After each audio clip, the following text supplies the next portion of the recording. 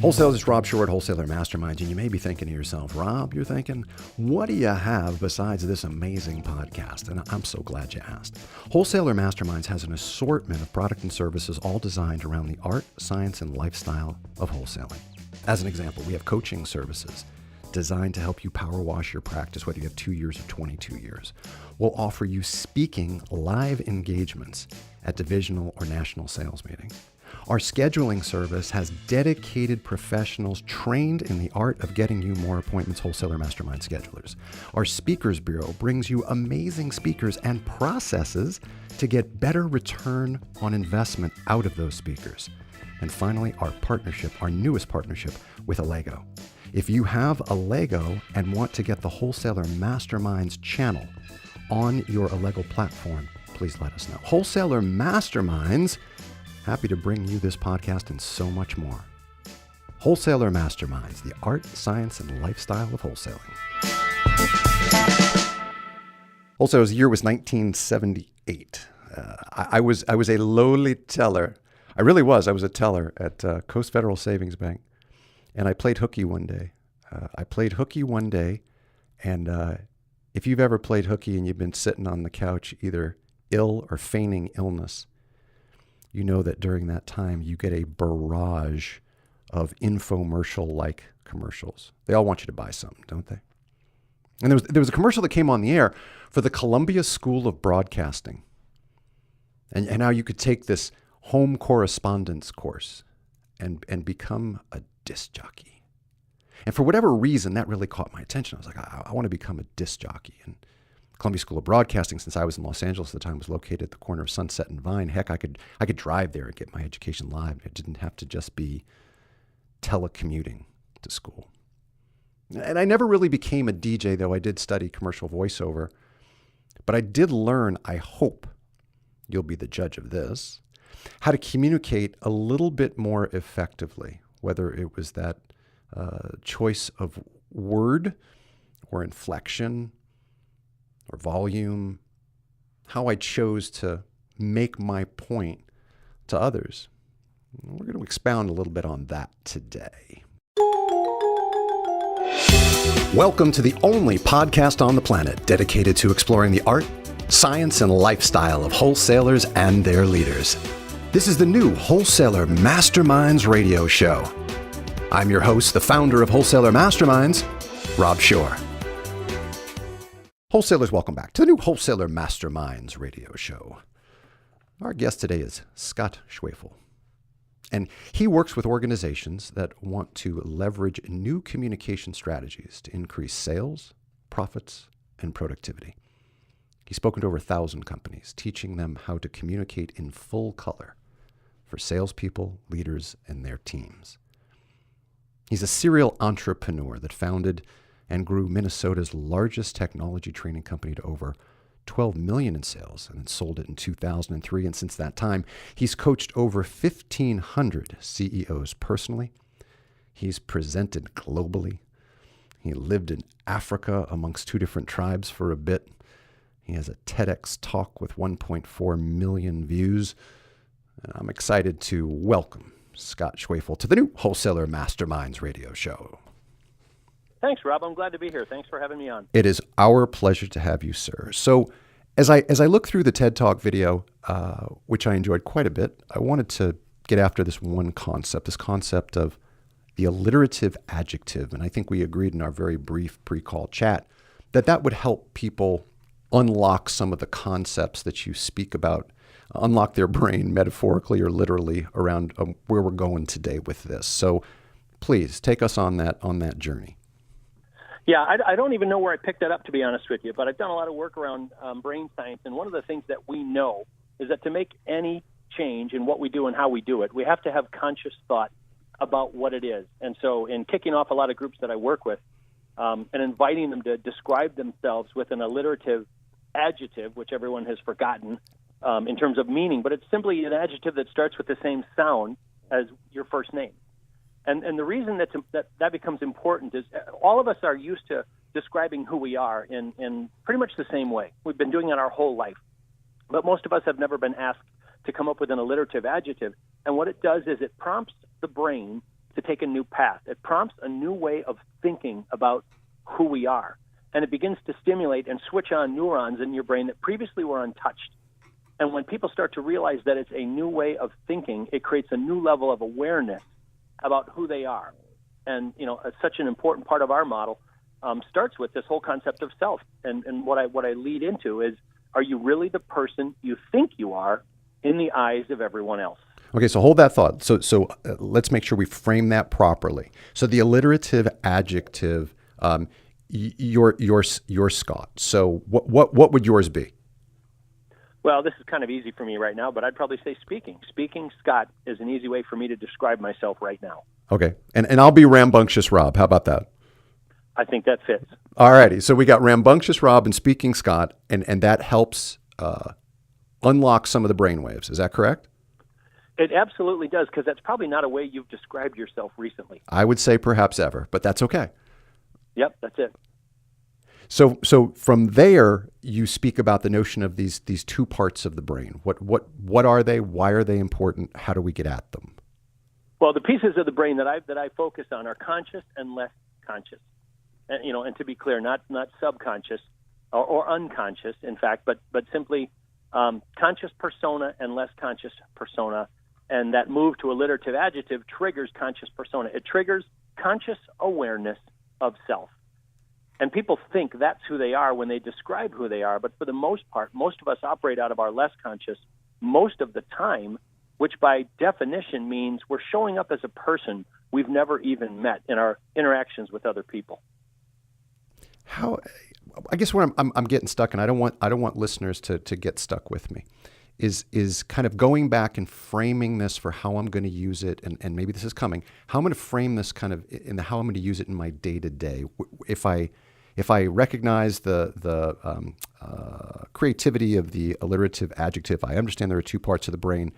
I probably have done a bad job as the interviewer early on here in connecting this back to why do we care? What's the objective of doing that towards me, say, becoming a better wholesaler or having a better conversation with a financial advisor? Yeah, and I would say you've actually teed it up nicely, because what this is all about is a wholesaler walking in, initiating contact with someone new, and in that moment, one of two parts of the brain takes over that conversation. If it's that conscious part of the brain, the one that dreams up the alliterative adjective, it's the part of your brain that is consciously aware of the kind of interaction you're having with this person that you have maybe just met for the first time, or that you've already known for many years, but you're walking in and introducing yourself or interacting with them with conscious awareness. And by definition, what it means is you're actively aware of the impact you're having on that other person. And the catch with most wholesalers, actually most human beings, is we think that we do that all the time. But the truth is we interact with other people barely paying attention or not paying any attention at all to what type of experience are we really creating for that other person. You know what's interesting as I listen to you speak about this is I'm creating in my mind where this fits into aligns with listening, right? Listening skills, real listening skills, and connect those dots for me, because they have to be interrelated. The science of it says they have to be interrelated. But how would you put those together? Well, they're very much related, and listening is just one component of conscious communication with someone else. If I'm consciously aware, because I'm describing it with you, Rob, I just went to that place. I just thought about how I'm saying what I'm saying, and is it coming across to you in the best possible way? And what I'm able to do is sort of pick up on, as you react to me, am I saying things in the right way, the right tone, the right pace? Am I listening to you as much as you would like me to listen? Am I providing enough detail or too much? It's that conscious awareness that I can only take advantage of if I'm actively aware of how I'm interacting with you. And again, what happens most of the time is people aren't paying attention. They think they are, because when you ask the question, hey, how'd that interaction go? How were you in that sales call? We begin to tell ourselves a lie about how good we were, because it's better to say, well, I was great. I created a great interaction. But in truth, most of us are not actively paying attention. A quick example that might help sort of make this real, and it's the example I use in all my training and speaking, is there's something everybody does every day. You're doing it while you're communicating with me. In fact, I'm doing it as well. Neither one of us has thought about it. It's comfortable, it's easy, it's natural, and it's our blinking. You're blinking, I'm blinking. We haven't had to think about it, which means our less conscious brain has done all the work. And the point I'm making is, as you think about your blinking, it suddenly changes. The pattern changes, the intensity changes. You have new conscious awareness of your own blinking. And what I'm doing is translating that to communication and saying that internal switch that you and I just flipped to engage ourselves thinking about blinking is a switch that wholesalers need to learn how to flip to be actively aware and conscious of the person they're interacting with. And you know when you're doing it, because anyone who does it feels it in the moment. It feels to me like when you know that, the expression might be, however dated, you're vibing with that person, right? You're on the same wavelength with that person. Is that a fair evaluation of that? Yep. And as long as you continue to check in with yourself to make sure you're paying attention, you can stay there. Because as quickly as you and I and everyone listening just forgot about their blinking, that's how fast our less conscious brain pulls our attention away from us. And it does it for a very good reason. It keeps us alive. It helps us walk. It helps us breathe. It helps us do everything. But the thing it helps us do that it shouldn't do, or that we shouldn't let it do, is manage our communication with other people. In that one instance, we need to learn how to be in control consciously of what we're doing as we interact with other people. So this all starts, am I correct, in understanding through your discovery model the one of four areas in which you tend to be dominant in terms of how you're communicating with others. Is that correct? Yeah, absolutely. And the power of the discovery model that I teach is becoming consciously aware is one thing, but, most human beings need a system or a model or a pattern to then engage with other people, and understand in which direction are they moving forward. So it starts with awareness, and then it moves to, based on what you're seeing in the other person, what direction should you move? And of course, what matters in this is all of us are coming from somewhere in that model as well. So both what direction are you moving towards, and do you know where you're coming from based on your unique psychological type and your unique personality style? So before we start to go down the path of giving people some understanding of these four areas, I think it's important for people that are thinking, whoop, here comes another colors analysis, here comes another person analysis, here comes another Myers-Briggs, here comes another fill in your favorite psychoanalytic test that I've done in the past. What are the separations here? How should I be thinking that this, though I believe our explanation previously helps lay that out clearly, how should I be thinking that or processing this bit of information versus other analytical tools that I've had done on me, for me, with me? How do I separate those? Well, here, let me give you a quick example that I use in most of the groups that I speak with, whether it's 2,000 people or 20 in a room. I list pretty much what you just listed as well. Myers-Briggs is the most commonly used personality assessment in the world. There's thousands of different manufacturers of DISC assessments. There's StrengthsFinder, gaining a lot of momentum, social styles, predictive index, right? We know hundreds of them, literally. But when I ask a group to look at the list and raise their hand if they've been through one of them, I've had 1,000 people out of 1,000 people say yes. Yeah. At the same time, I say keep your hand in the air if you know your designation, and maybe half the people do, right? They remember how they were coded from the tool. Correct. Yep. And then I say, how many of you know the designation of the people sitting on your right and left? And now nearly every hand goes down, right? Because they didn't bother to think about it. They didn't make that move to consciousness, look right and left, and make a decision about who they're sitting with. But ultimately, there's one thing that wholesalers care about, and it's my final question. Keep your hand up if you can tell us how you used it. Mm-hmm. Whatever the model was, I want to know that you walked in a room, looked at someone, thought about who they were relative to who you are, and in that moment, you altered your style for their benefit. Mm-hmm. That's where the rubber meets the road. All right, let's get after this. So I have not taken the assessment, but by looking at the 4 quadrants, I'm suspecting if I did, I would be the most fiery red. So what does that mean, or does it mean anything, as I have taken the fast track to what I may or may not be? And what would I learn from that? How might I use it with others? Take me through some of that. Well, and a couple of things, right? I would pick up on that right away. And you're not just limited to that one type, that fiery red I agree with you. I think you lead with that. But I think there's a blend of what I'm hearing is red, yellow, fiery red, sunshine yellow. You're all about get it done, go, go, go. I hear it in your tone of voice. I heard it in your alliterative adjective, rambunctious. And so what I'm listening for and what people need to learn to pick up on is the clues that you give me that suggest you lead with fiery red. Okay, that's the first thing I've got to be conscious of and figure out. But then I've got to know, where am I coming from? In my case, I'm coming from yellow, and I lead with yellow-red, so it's not a big stretch for me. I just know that with you, I want to talk about getting things done, making a point, driving results, go, go, go. And it's not a big stretch for me. But for other people that, in our model, for instance, lead with the opposite of that fiery red, we call it earth green. Those folks are calm, caring, amiable, patient, and supportive. If they pick up on who you are in the moment with conscious awareness, they're going to realize for them to stretch to a place that you notice, they're going to have to really work hard at it. So practically speaking, again, I realize there's so much depth to this, and we spend so little time together here. And I'll bet there's a whole bunch of wholesalers out there that can relate to, and wholesalers, I'll give you the descriptors of fiery red, because I think many of you can relate to it. You're competitive, you're demanding, you're determined, you're strong-willed, you're purposeful. That fits many, many wholesalers. How do I use that in conversation? You alluded to it, but I want to make sure I understand. How do I use that in conversation, especially if or not use it in conversation, especially if I'm picking up that in this case, the person sitting across from me is caring, encouraging, sharing, patient, relaxed, earth green. Okay, great. Now what do I do?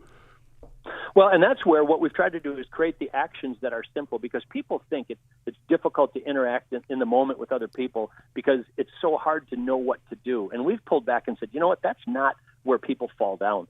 People fall down in not actively thinking about a model that works for them so that in the moment they know what to do. So if I walk in and I happen to be a wholesaler who leads with fiery red, and I pick up on that in my client, I'm just going to be myself. Yep. It's actually the one of 4 cases where I get a free pass. But if I'm picking up on a slower, calmer tone of voice, somebody that seems to speak more about family and mission and values, and they do it in a calm, caring, comfortable way, I actually just have to remind myself that I need to slow down.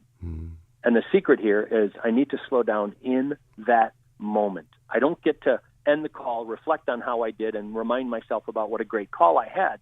In that moment, I need to be observant of what I'm picking up on, and I need to pull back on my tone and my pace. I just need to be a little calmer, a little quieter, because what happens in terms of the way the less conscious brain also supports us is if I slow down a little bit, my tone of voice takes on that earth green tone. I start to allow a little space to think about, hey, there's more than just business to this person.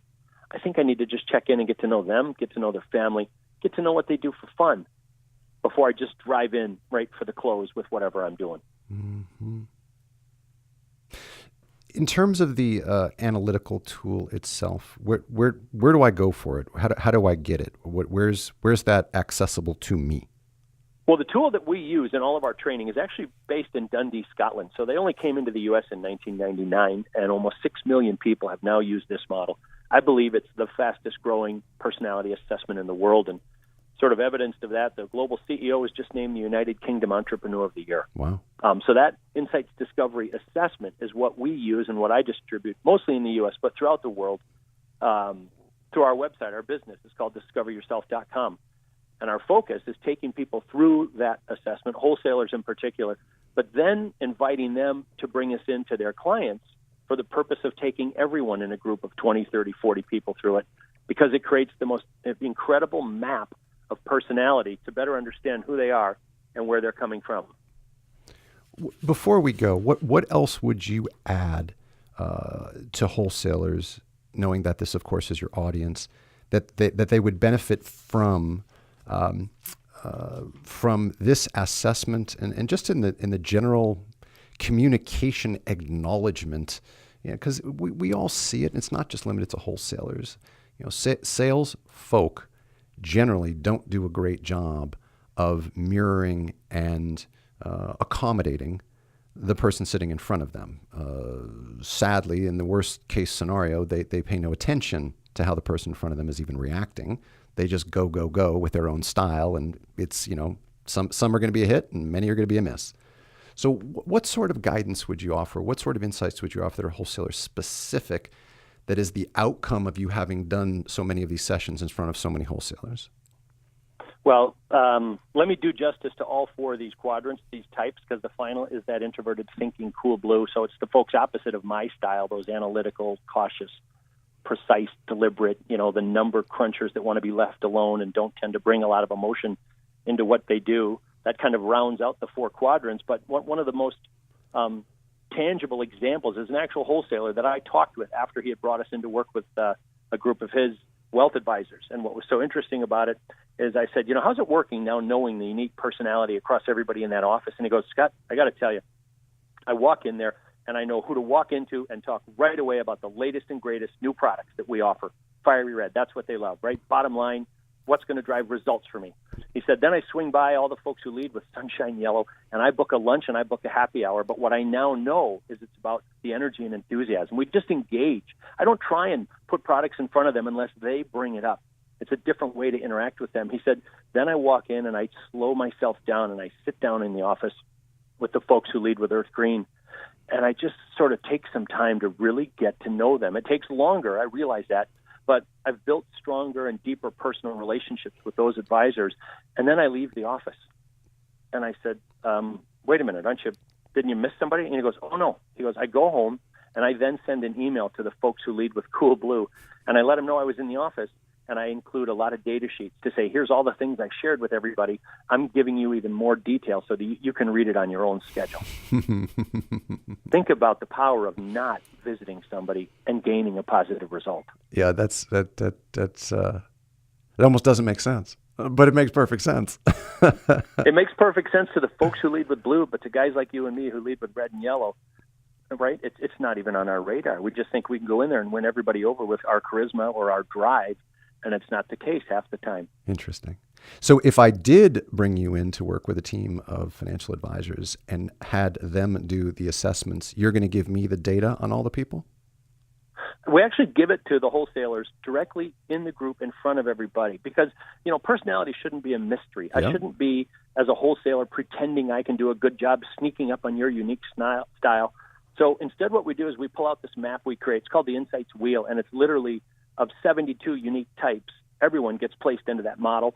But I bring it up in front of the whole group and I say, hey, I'm going to give your wholesaler, right, who's funded this program, this map of all of your unique personality styles for the purpose of each of you holding them accountable to make sure they treat you like you want to be treated.